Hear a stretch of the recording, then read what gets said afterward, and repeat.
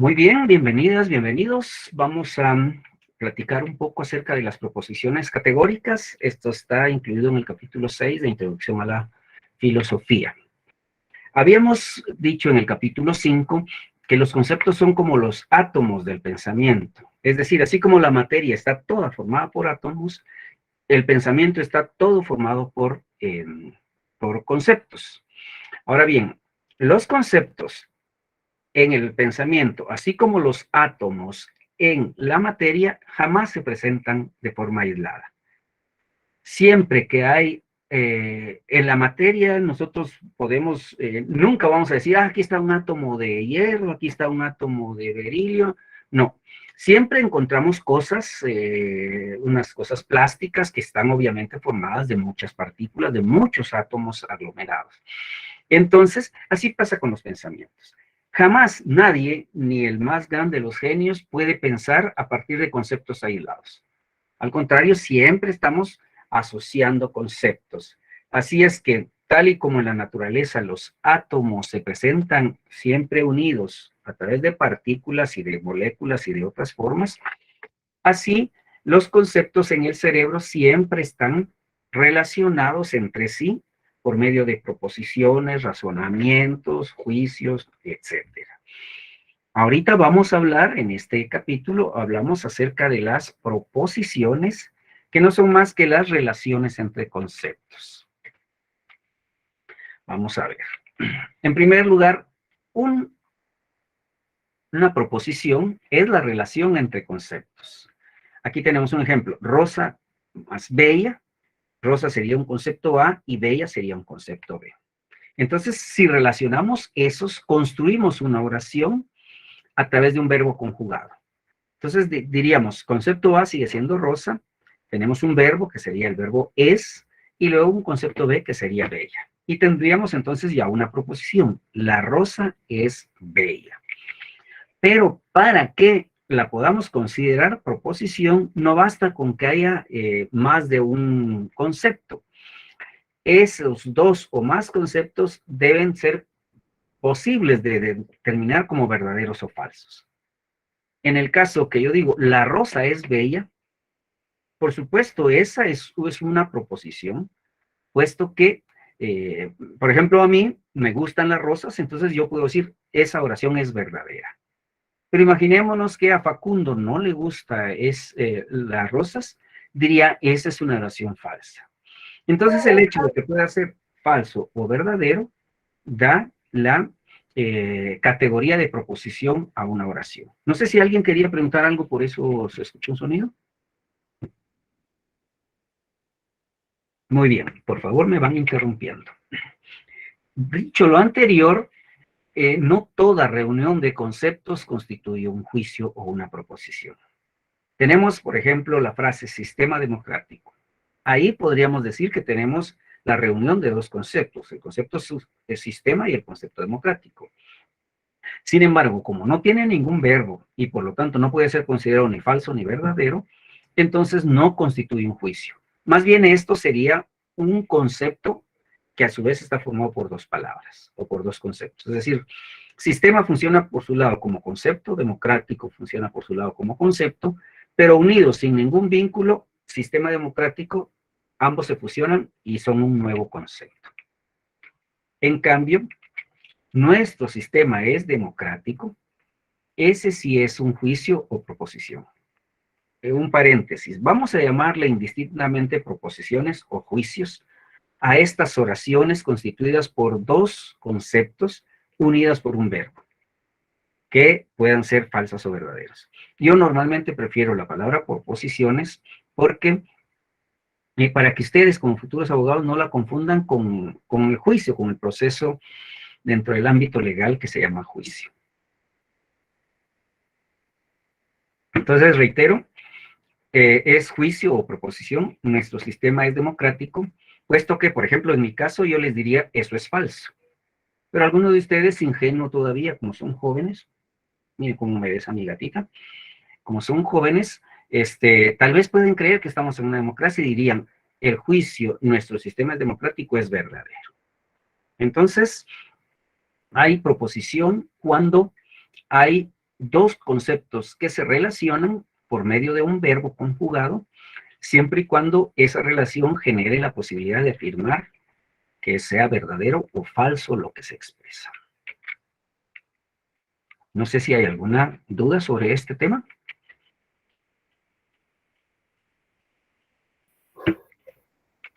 Muy bien. Ahora vamos a ver, a particularizar lo que es una proposición categórica. Dicho en otros términos, no toda proposición es categórica. O más bien, toda proposición puede convertirse en categórica si nosotros le asignamos una estructura determinada. Vean esa oración. El lago de Amatitlán es muy bello. Analicemos su estructura. Sabemos que ahí hay un sujeto, que en este caso sería el lago de Atitlán. Tenemos un predicado que sería es muy bello. Pero podemos descomponer esto y decir el sujeto es un concepto 1 y el predicado es un concepto 2. Pero ambos conceptos están unidos por algo que en lógica se llama cópula, que es el verbo conjugado ser. El verbo conjugado ser. En tercera persona, que puede ser en singular o en plural. Entonces ahí ya tenemos la estructura. Una proposición categórica es la relación entre dos conceptos, concepto 1 y concepto 2, en donde el concepto 1 funciona como sujeto, el concepto 2 funciona como predicado, y ambos están unidos por un verbo copulativo o una cópula. Entonces, ustedes pueden decir que algo es una proposición categórica si y solo si pueden convertirla o traducirla a la fórmula S es P. Si yo digo, el gato maulla, aunque en sí misma no tiene esa estructura de S es P, es susceptible de ser traducida. Porque yo podría decir, el gato es un animal que maulla. ¿Me entiendes? Es O decir, sea, Lick, aunque... estamos hablando, ¿Sí? ¿Perdón? Sí, perdón, diga. Lick, le Sí, saludo Ronald. Estamos sí, hablando ¿verdad? que entonces el ejemplo anterior de la reza es bella, también puede ser a la larga categórica, si le Exacto, agregamos el verbo ex. Perfecto. exacto. Perfecto. No, muy bien, muy bien. Entonces, Gracias. insisto, aunque a ustedes se les presente una oración en una forma distinta, si podemos traducirla a esta fórmula, tendríamos ya una proposición categórica. Les pongo otro ejemplo. Si yo digo, el lapicero pinta, ahí no estaría la cópula, pero sí podríamos traducirla y decir, el lapicero es una herramienta que pinta.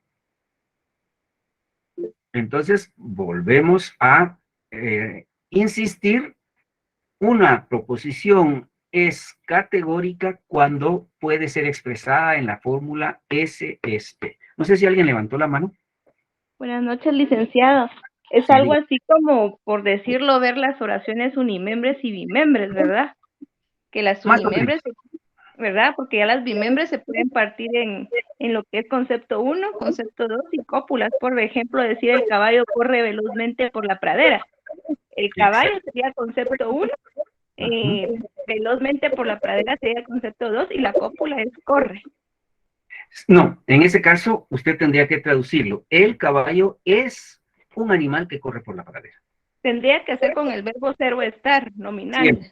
Exacto. Oh, Para que sea una proposición categórica. gracias, licenciado. A ustedes gracias por el ejemplo. Entonces ustedes pueden ver el ejemplo que puso la compañera.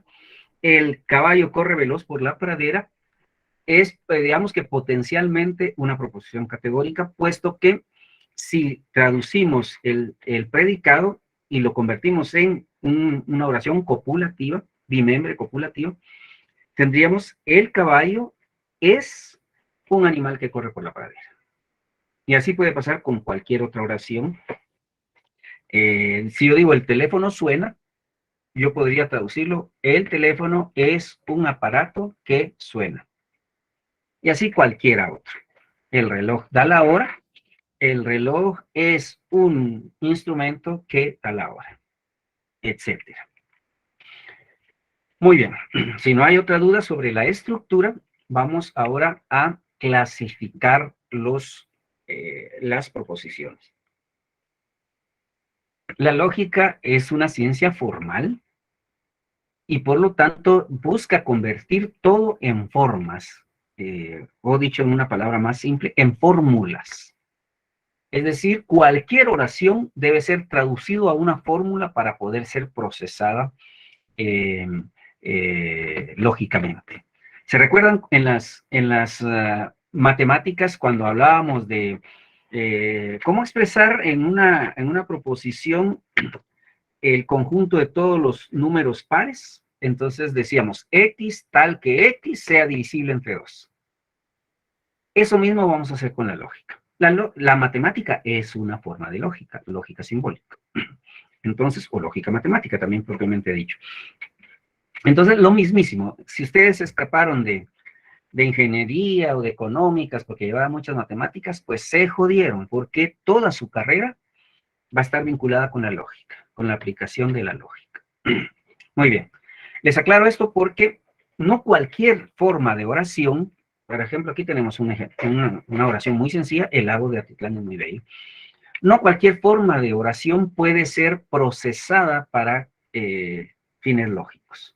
Necesitamos identificar dentro de una oración cuál es su cantidad y cuál es su calidad. La cantidad se define a partir de lo que se aluda o no del sujeto en toda su extensión. Y la calidad o cualidad se define a partir de identificar si se afirma o se niega algo con relación al predicado. Ahorita vamos a explicar esto. Veamos pues. Primero veamos la cantidad. Todo juicio categórico tiene cantidad. Y solo puede ser de dos formas. Bueno, primero, para determinar la cantidad, nosotros nos enfocamos en el sujeto. Es decir, si yo les digo, ¿qué cantidad tiene este juicio? Ustedes dicen, bueno, voy a analizar el sujeto. Si en el sujeto se alude en toda su extensión, estamos ante un juicio universal. Por su cantidad sería un juicio universal. Aquí tenemos un ejemplo. Cuando yo digo, los seres humanos son racionales, me estoy refiriendo a la totalidad de seres humanos. No estoy pensando en que algunos seres humanos son racionales, no. Estamos diciendo los seres humanos son racionales. Entonces, eso es un juicio universal por su cantidad. Igual cuando yo digo, los seres humanos no son aves, estamos aludiendo a el sujeto humanos en toda su extensión o en su totalidad. En cambio, se dice que los juicios o las proposiciones son particulares cuando, si analizamos el sujeto, este no está siendo aludido en su totalidad. Aquí tenemos un ejemplo. Cuando decimos hay personas que son buenas, nuestro sujeto es personas. Pero la palabra hay está dejando abierta la posibilidad también de que no hay. O de que hay algunas que no son. Por lo tanto, estamos hablando de un juicio particular. Cuando decimos los seres humanos, nos referimos a la totalidad del sujeto que sería seres humanos. Pero cuando nos referimos a hay personas, no estamos refiriéndonos abarcando a la totalidad de personas. Por eso es un juicio particular. Aquí está otro ejemplo. Hay personas que no son buenas. Es un juicio particular, puesto que no estamos refiriéndonos a todas las personas. Estamos indicando que algunas personas no son buenas. Repito, por su cantidad, los juicios pueden ser universales y particulares. Son universales cuando el sujeto es aludido en su totalidad o en toda su extensión. Y son particulares cuando el sujeto es aludido en su totalidad o en toda su o en una parte de su extensión. ¿Estamos? Perdone, Sí, adelante. quiere decir que si alguna oración empezara con muchos o muchas, es particular porque no abarca a todas las personas, solamente a una cantidad en específica, aunque sean varios. Exactamente. Ok, gracias. Sí, por eso podríamos decir, qué sé yo, unos cuantos guatemaltecos apoyan a Yamatei. Ese es tan particular como el decir casi todos los guatemaltecos rechazan a Yamatei. Es decir, para para la lógica, solo hay dos opciones, o ser universal o no ser universal. Y si no es universal, es particular. Aquí se Para aplica. ser, Sí, dígame. para ser universal, esa pregunta que dijo, tendría que decir entonces los guatemaltecos. ¿Cómo Rechazan dijo? a Yamatei. Rechazan a Yamatei, para que sea universal. Así es. O todos los guatemaltecos, ¿verdad, licenciado? O todos los guatemaltecos. Sí, veamos pues, y a eso iba. Para evitar confusiones, si nosotros estamos ante una oración como los humanos son racionales, mejor la lógica decidió construir cuantificadores. Para los juicios universales, el cuantificador es la palabra todo, o todos, o toda, o todas. Diríamos, todo ser humano es racional. Y ahí estamos cuantificando el juicio, los seres humanos son racionales. Es decir, ahí ya no hay lugar a dudas.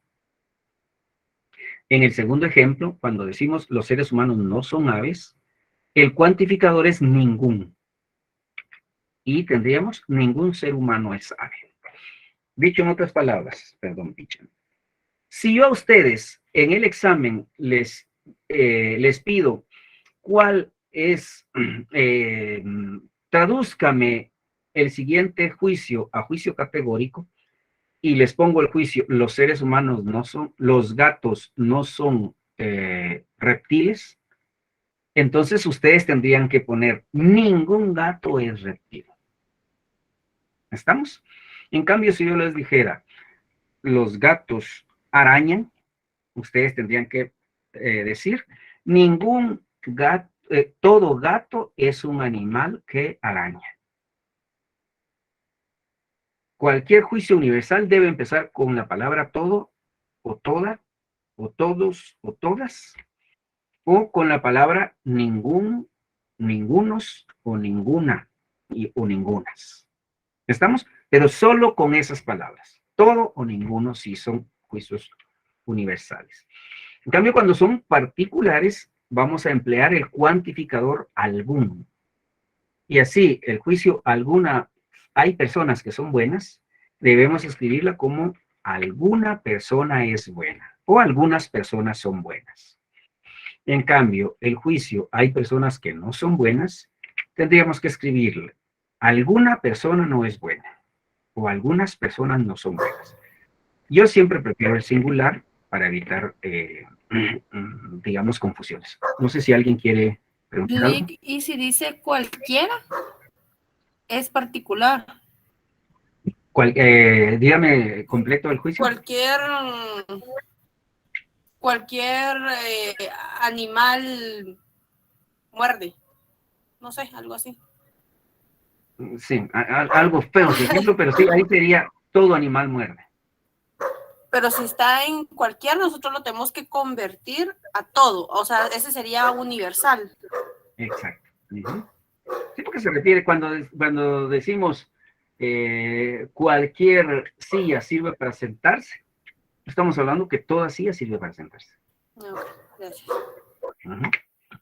En cambio, si decimos muchas sillas no sirven para sentarse, estamos hablando de algunas sillas no sirven para sentarse.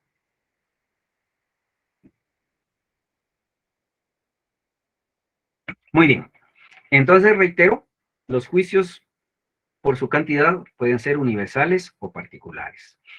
Los juicios universales se cuantifican con la palabra todo o ninguno. Y los particulares se cuantifican con la palabra alguno. Fin del comunicado. Ahora vamos con la cualidad o calidad. Se puede llamar indistintamente cualidad o calidad. La cualidad, para establecer la cualidad o la calidad de un juicio o de una proposición, nos ubicamos en el predicado. Ponemos toda nuestra atención en el predicado y nos planteamos, ¿se está afirmando lo que dice el predicado con relación al sujeto? Y en ese caso sería un juicio afirmativo. En cambio, por ejemplo, si decimos, los seres humanos son racionales, estamos afirmando que la calidad racional puede ser atribuida a el concepto seres humanos. Si yo digo, los gatos son felinos, estamos afirmando que la cualidad de felinos es inherente al concepto gatos. hay personas que son buenas, sería también un juicio afirmativo, puesto que se está afirmando la calidad de buenas a algunas personas. Por el otro lado, si se niega algo, o sea, se niega lo que expresa el predicado para el sujeto, estamos ante un juicio negativo.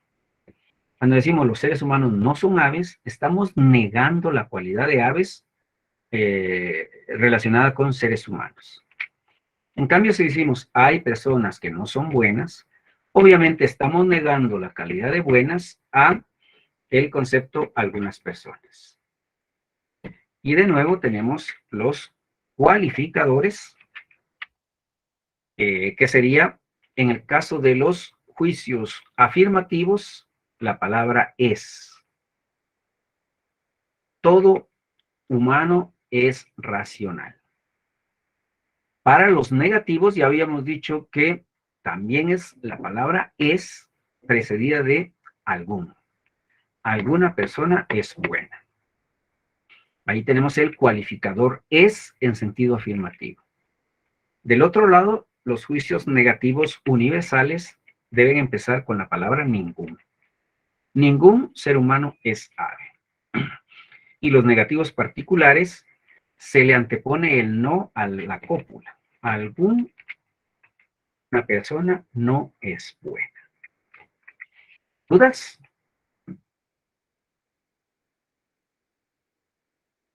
¿No hay dudas? Me confundí un poquito nada más. A ver, dígame. ¿En qué se confundió? Ya cuando empezó a explicar lo de calidad, Ajá. sí, ahí ya, no sé, me confundí un poco.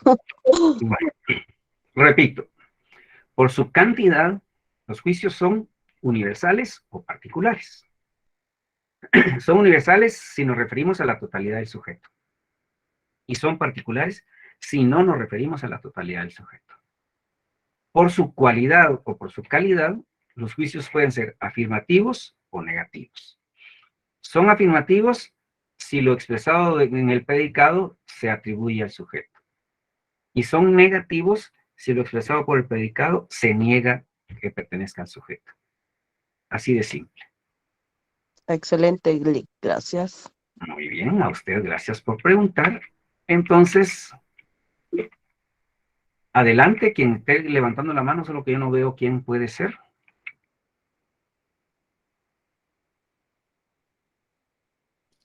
Licenciada, buenas noches. Sí, buenas noches. Con una pregunta. En el inciso, la actividad número 6 de la Solo, segunda. perdone, yo les había pedido que, como estamos grabando esto para un video, Ok.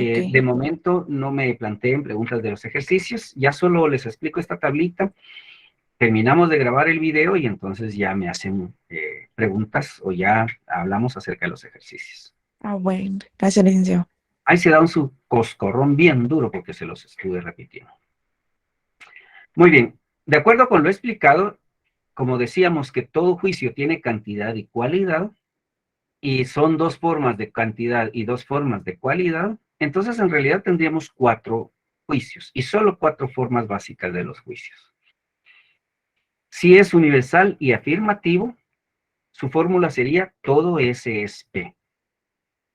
Como yo soy tan buena gente como ustedes, les voy a dar permiso para que cuando, en lugar de decir universal afirmativo, solo digan A.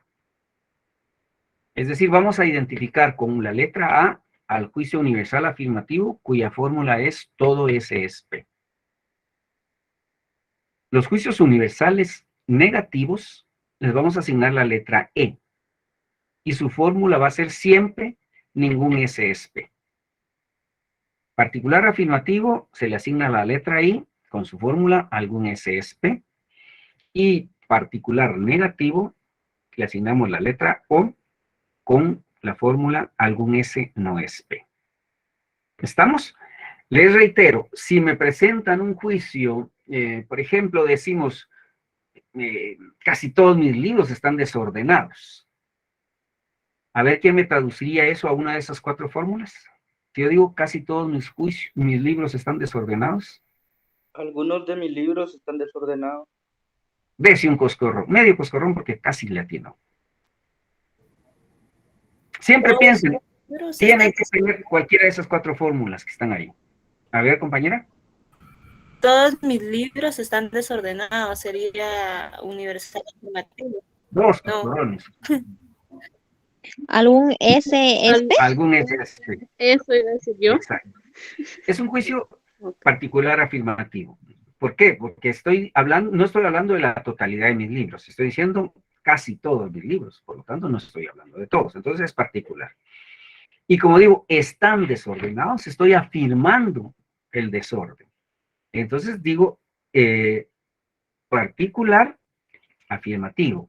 Por lo tanto, su fórmula tiene que ser algún SSP y estamos ante un juicio I. Muy bien, vamos a detener la grabación para que ustedes puedan preguntarme cualquier cosa.